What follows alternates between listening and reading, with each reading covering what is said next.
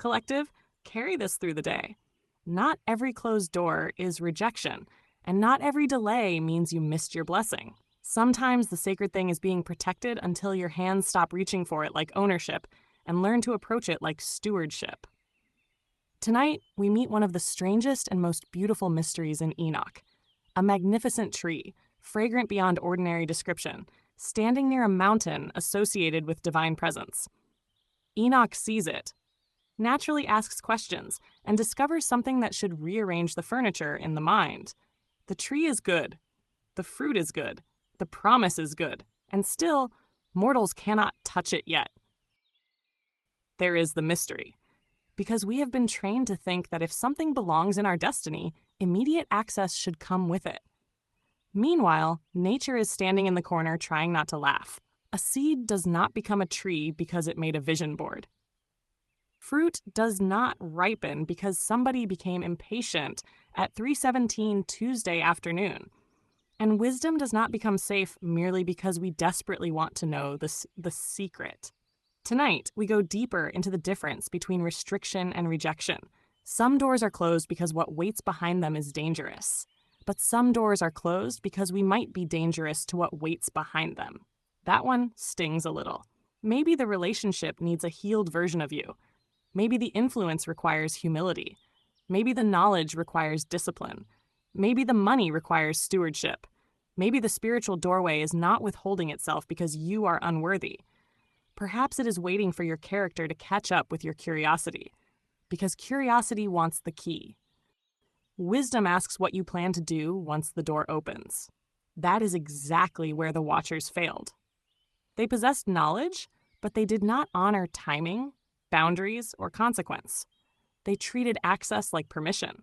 The sacred tree teaches the opposite frequency: preparation before possession, maturity before access, alignment before abundance. And then Enoch gives us an image almost too beautiful to rush past, a fragrance that eventually enters the very bones of the righteous, not perfume around the body, something deeper, wisdom that gets inside you. Peace that does not disappear when somebody irritates you, discipline that remains when temptation knocks, compassion that survives inconvenience, truth that stays truth even when lying would make the afternoon substantially easier. That is when wisdom has entered the bones. So as you move through today, collective, do not ask only, why hasn't the door opened? Ask, who am I becoming while it remains closed? Because sometimes the waiting room is the classroom. Sometimes the delay is the initiation, and sometimes what feels like heaven telling you no is really sacred order whispering. Become ready. I have not forgotten you. Tonight, we stand before the tree no mortal could touch, and we are going to discover why one of the highest forms of spiritual power is not opening every gate. Sometimes it is having enough wisdom to stand before something magnificent and honor the words, not yet. Ahll. Channeled by your architect musician, 36110, 27 palms of eyes. The golden whisperer, sea star, Devalan see all. Apply the news you can use, truth and accuracy. The real non-bedazzled jewels. The Book of Enoch, Scroll 8, the tree no mortal could touch.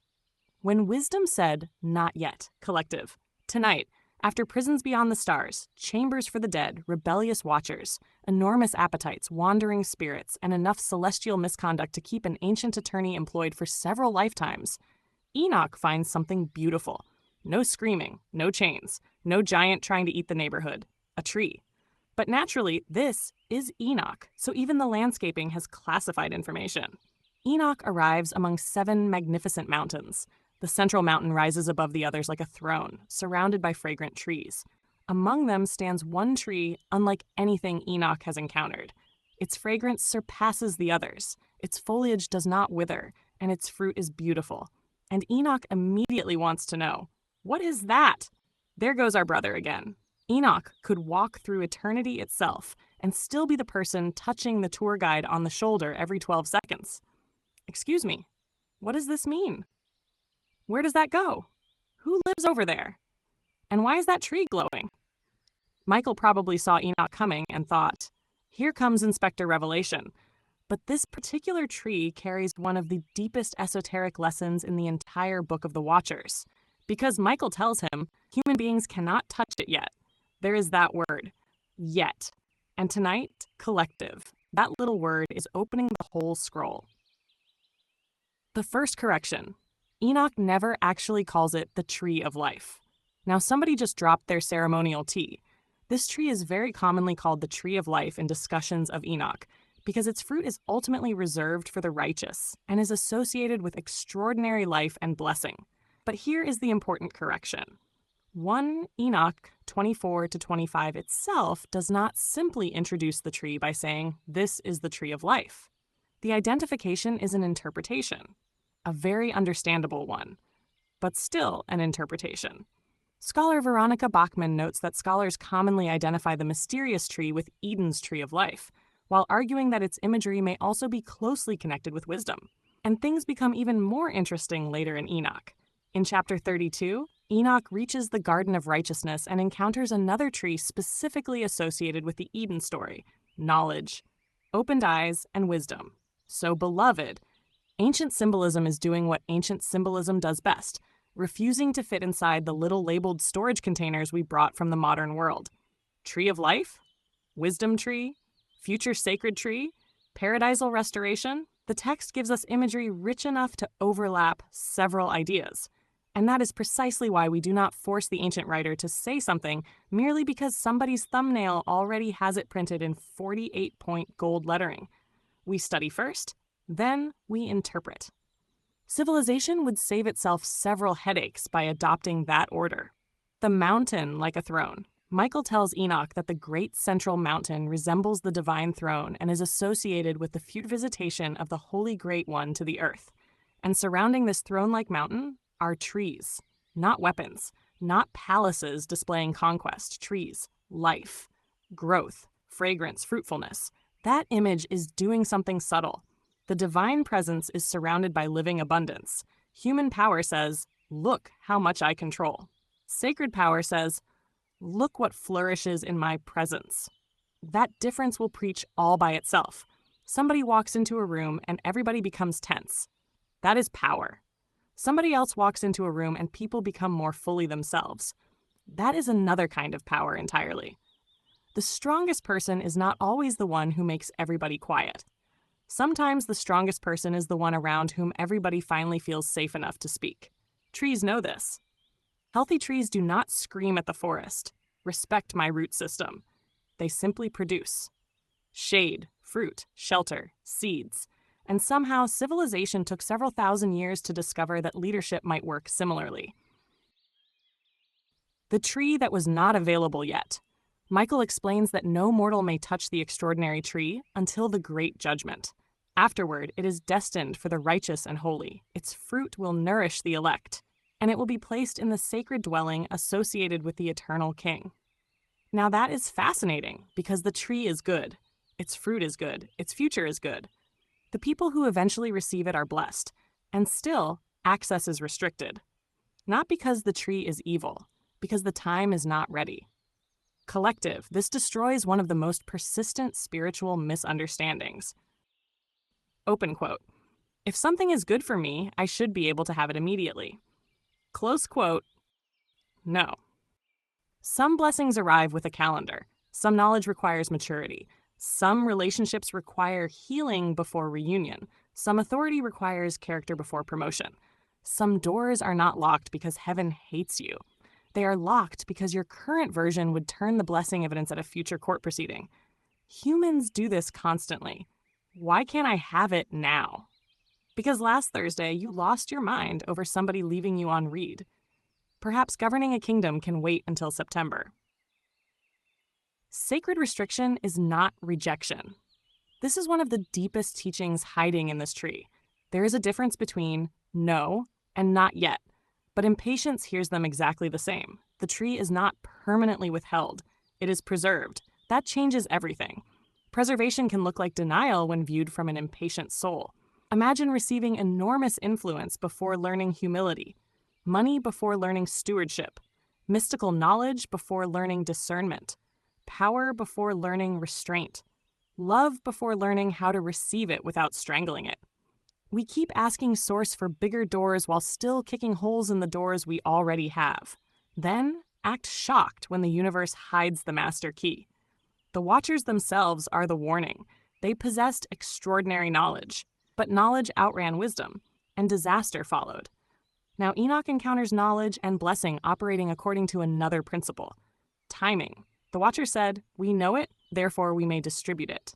The sacred tree says, "It exists, but you may receive it when the proper time arrives." That is the opposite frequency. One is premature revelation, the other is disciplined revelation. One says, "Access because I can." The other says, "Access because I am ready." The frequency of ripening. Let us go deeper. Fruit has timing. You cannot argue a peach into ripening. You cannot threaten a seed into becoming an oak by Friday.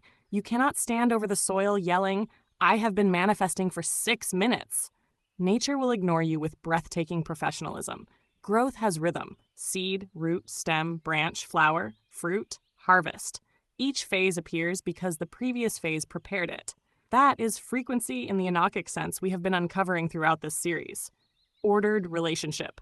Not just vibration, not merely sound, timing, season, placement, movement, everything functioning according to its appointed nature. The Library of Congress describes an ancient Aramaic Enoch fragment from Qumran, copied around 200 to 150 BCE, whose surviving material calls attention to the regularity of nature following divine order.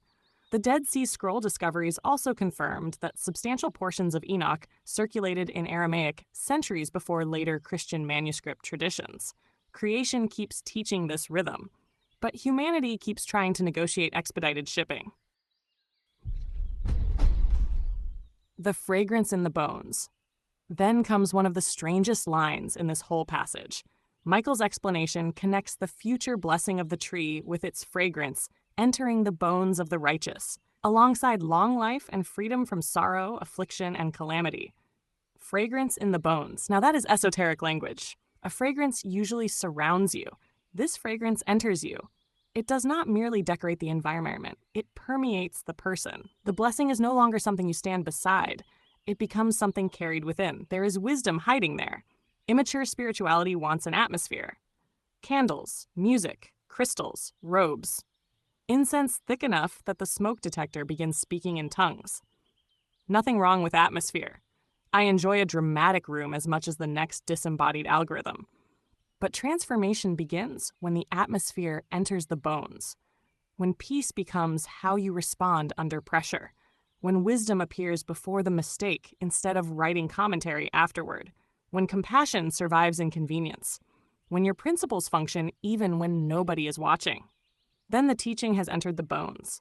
You do not merely visit peace, peace has moved in. The difference between information and wisdom. This brings us back to the Watchers. They taught information. Enoch keeps being taught relationship to information. That distinction is enormous. Information tells you what something does. Wisdom asks whether it should be done. Information tells you how to open the door. Wisdom asks what is standing behind it. Information teaches persuasion. Wisdom asks whether you are manipulating. Information teaches warfare. Wisdom asks whether there should be a war. Information teaches how to become visible. Wisdom asks whether being seen has become your addiction. And social media heard none of that. Social media said, "Here's a ring light." The spiritual seeker who collects endless secrets but never becomes gentler has merely decorated their ego with expensive vocabulary. You can memorize angels, study planetary cycles, learn symbols, read every forbidden manuscript, pronounce names nobody at the cookout asked you to pronounce, and still remain emotionally governed by somebody not liking your Facebook post. Knowledge climbed the mountain. Character missed the bus. The tree says, ripen first. Why the righteous receive the tree after judgment. Judgment in this passage does more than punish. It reorders creation. Only after disorder is addressed does the sacred tree become available to the righteous. That pattern matters. Restoration follows exposure. Healing follows diagnosis. Peace follows truth. Everybody wants resurrection. Nobody wants the uncomfortable meeting beforehand. But some things cannot be restored by pretending nothing happened. If somebody poisons a well, you do not gather around it chanting, "Positive water only." You identify the contamination. You remove it. You clean the source. Then the water can nourish again. Judgment, understood this way, is not merely divine anger. It is reality being put back into alignment. What belongs here returns here. What corrupted life loses access. What was withheld for the righteous becomes available. Order returns. The tree opens. The esoteric secret. Some things are protected from you. Now we enter dangerous wisdom. We spend enormous time protecting ourselves from things. But sometimes sacred order protects things from us. The door may be protecting the room. The delay may be protecting the relationship. The silence may be protecting knowledge you have not yet learned to carry. We assume spiritual readiness because spiritual curiosity showed up.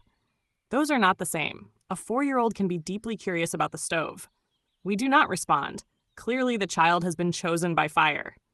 We move the child. Mystery deserves maturity. That is the discipline of the initiate. Not merely learning how to gain access, learning how to become someone who can be trusted with access. That is much harder. There are people who want secret knowledge because they want to serve, and people who want secret knowledge because ordinary attention was not satisfying enough. One seeks responsibility, the other seeks superiority. The tree waits for judgment, meaning everything false must eventually be separated from what is true, including our motives. Collective. The mysterious tree of Fern Enoch 24-25 teaches us that not every restriction is punishment. Sometimes the sacred thing is being preserved until the receiver and the season meet properly. The tree is beautiful before anyone may touch it. The blessing already exists before anyone receives it. That means delay does not necessarily mean absence. Something can be prepared while still being unavailable. That is a very different way to interpret waiting. Perhaps you are not being ignored. Perhaps roots are doing work your eyes cannot see. Perhaps the next door requires a version of you who will not destroy what waits behind it. The seed never accuses spring of abandonment. It prepares underground. Humanity, meanwhile, sends heaven 17 follow-up emails. Receipts. Tonight's textual foundation is 1 Enoch chapters 24 and 25, where Enoch sees 7 remarkable mountains, the highest resembling a throne, surrounded by fragrant vegetation and a unique tree reserved until judgment. Michael explains its future role among the righteous. The complete phrase, tree of life, is not explicitly used for this tree in these chapters, although scholars have frequently identified it with the Edenic tree of life. Veronica Bachman's study argues that wisdom imagery deserves serious consideration as well. And the broader antiquity of Enochic literature is supported by Aramaic Enoch manuscripts from Qumran, including 4Q201, which the Library of Congress dates approximately to 200 to 150 BCE. Receipts placed gently on the table. Nobody needs to throw them. Do not force fruit from an unready season. Do not despise the closed gate. Do not mistake delay for abandonment. And do not assume access proves worthiness. Sometimes the greatest spiritual achievement is walking towards something beautiful, hearing not yet, and remaining beautiful yourself. No tantrum, no bitterness, no trying to crawl through the celestial bathroom window because technically nobody said you couldn't. Wait, grow, learn, strengthen your vessel, because when wisdom finally enters the bones, you will understand something the Watchers never did. Possessing knowledge is not mastery. Knowing when to carry it, when to share it, when to restrain it, and when to leave it untouched, that is mastery. Enoch stood before a tree whose fragrance surpassed everything around it. He wanted to understand it. Michael gave him the answer. The tree was not forbidden forever. It was awaiting its proper world. And perhaps that is the mystery tonight. Some blessings are not waiting for you to find them. They are waiting for you to become the person who can finally receive them without turning paradise into another battlefield. But Enoch's journey is not finished. Beyond the fragrant tree waits an accursed valley, a place where words themselves become evidence, where those who use the mouth to corrupt sacred order discover that speech has consequences. The tree showed us what is preserved for restoration. Next, we discover what is gathered for judgment. Beloved, apparently even eternity keeps transcripts. Ahll. To every soul who made it to the end of this scroll, Congratulations. You didn't just watch another video, you trained your attention, exercised your discernment, and invested in the one treasure no one can steal from you: wisdom. Graduation isn't receiving all the answers. It's finally learning how to ask better questions. If today's scroll sparked a thought, healed a wound, challenged an old belief, or simply reminded you that you're not walking this path alone, then pass the lantern forward. Someone out there is still searching in the dark, and your share might be the light they were praying for. Join the collective by subscribing and turn on your notifications so you're there when the next scroll or codex is unveiled. Time has a funny habit of delivering the lesson right when it's needed. The algorithm is simply humanity's latest attempt to organize chaos. Sometimes it even succeeds. Until we gather again, keep your heart soft, your mind sharp, your spirit grounded, and your discernment polished. Question with courage, learn with humility, lead with compassion, walk in wisdom, walk in love. We'll meet you in the next scroll. Ahll. Until next time, your Sea Star Curacy, channeled by 3611027, the Beautiful Whisperer. Our Sea Star Devalan CO. Apply the news you can use. You only have to say nothing. I already know. I know.